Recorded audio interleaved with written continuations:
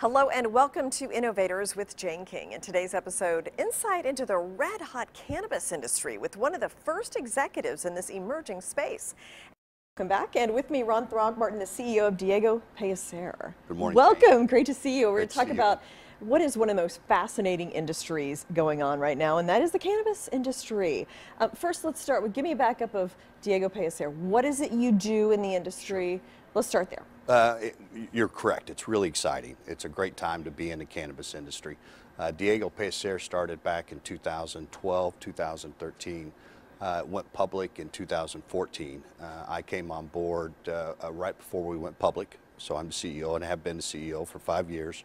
When we first started in this industry back in 2012-13, we were really pioneers. There weren't a lot of mainstream companies that were willing to take that chance. Even before like Washington and Colorado, right? Or right about the same time? At the same time. Okay. And so when we started out, like I said, we were pioneers. Since then, the market has really matured. And that's a good thing. I don't look at that in a bad way at all. The competition has become better.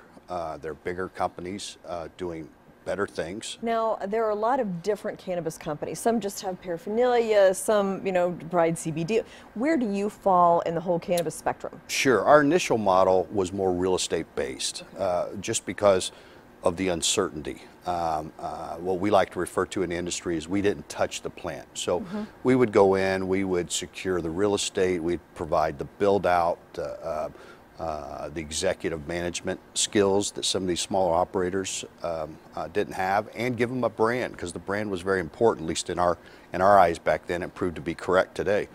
But as the markets evolved, so have we. And now you have publicly traded companies that are starting to touch the plant, as we refer to it, and we are doing the same. We're evolving that direction. We just launched in the summer a wholly owned subsidiary, Diego Pellicer Management Company. That management company will directly manage and currently manages retail operations. The next step in the states where it's allowed, we will actually own the marijuana stores. Now, when you say touch the plant, does that mean actually grow it, or what? Grow it and sell it. Really what it means when we say touch the plant, it's where you make your profit. So our initial model, our profit was in the real estate and the build out and the management fees and the licensing fees, but we didn't directly profit from the sale of marijuana. We were afraid to cross that barrier with it being federally illegal. But now that public companies are directly profiting from the sale of marijuana, which we refer to as touching the plant, so are we going to evolve that direction. Okay. I feel like 2018 was a pivotal year for this industry. We had more states pass legalization. California started in 2018. The Farm Bill has a legalization of hemp. There's just seems like there's such a difference in 1 year. I mean, do you agree with that? I do. Okay. 2018 has been a great year for cannabis, and what an exciting time to be in the hemp industry. We looked at the hemp industry years ago, and I thought it was real fascinating, but it was still shackled by the federal government too.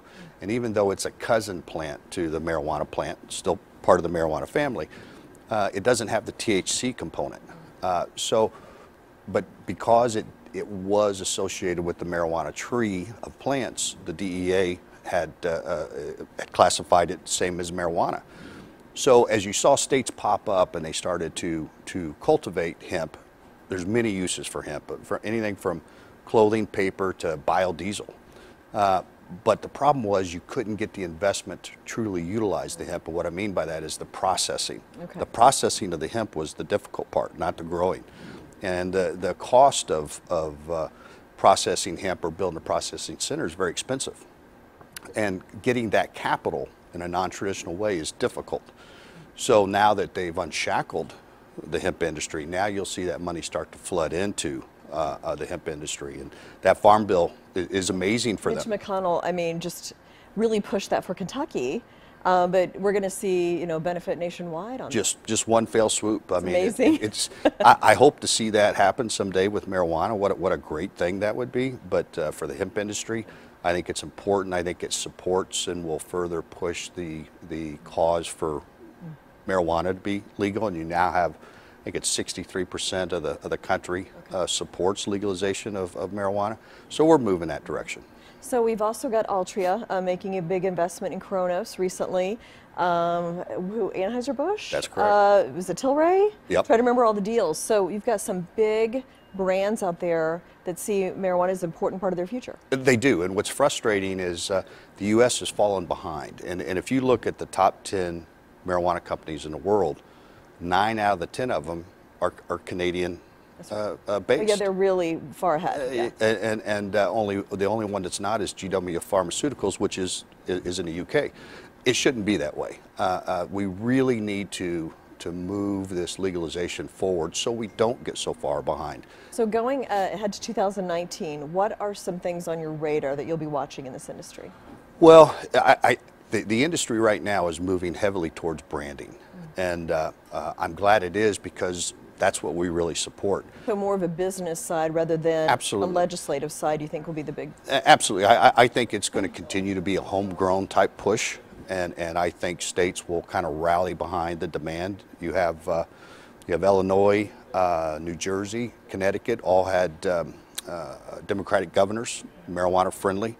I see them all passing legalization for recreational marijuana in 19. Thank you very much, Ron, for joining us. My pleasure. Fascinating to watch all of this unfold over the past 5 years or so. Thank you for having me. Yes, and thank you as well. We'll be right back.